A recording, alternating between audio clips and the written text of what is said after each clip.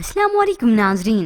Drama serial Dastak की next episode में आप देखेंगे किरण और मोइज की जैसे ही शादी हुई इन दोनों की आजमाइशें शुरू हो जाती हैं। एक तरफ तो मोइज अपनी नौकरी और इस घर को लेकर परेशान है जो बाप उस पर आजमाइशें डाल रहा है, और इधर किरण परेशान है अपने बेटे शानी को लेकर कि सैफ उससे उसका बेटा छीन ही न ले, क्योंकि ये सैफ ना तो किरण का पीछा छोड़ रहा है और ना ही अपने बेटे का।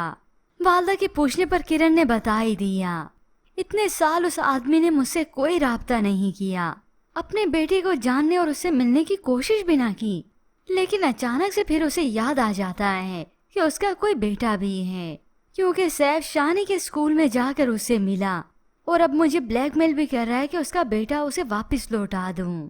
लेकिन किरण के इरादे भी पुख्ता हो चुके हैं। वो मुझे परेशान कर सकता है लेकिन मेरा कुछ बिगाड़ नहीं सकता, और मैं भी उसे अपना बेटा वापस नहीं दूंगी। यूं किरण अपने बेटे शानी को लेकर तो और भी चौकन्नी हो जाती है। तो ये सैफ भी सोच लेता है कि मैं इस किरण को अदालत में घसीटूंगा, अपना बेटा वापस लूंगा।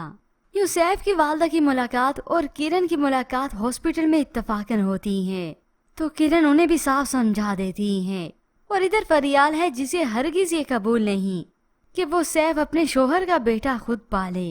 वो सारा कसूरवार ठहराती है इन माँ बेटे को कि इन दोनों की खिचड़ियों का ही नतीजा है। अब इधर किरण जो अपने बेटे को स्कूल खुद ही ड्रॉप करती है और समझाती भी है कि किसी अजनबी से कोई बात ना करे, ना उसके पास जाना है। बातों बातों में शानी ने बता भी दिया कि स्ट्रेंजर ने पिक्चर भी उसके साथ ली। यूं सैफ यहाँ तक आता है अपने बेटे को देखने के लिए। देख लिया कि आज किरण ने उसे ड्रॉप किया है, और फिर अचानक से सैफ का एक्सीडेंट दिखाया गया, और इधर किरण भी परेशान होती है गाड़ी में बैठी हुई, लेकिन होप्स सैफ और इसकी गाड़ी की टक्कर ना हुई हो।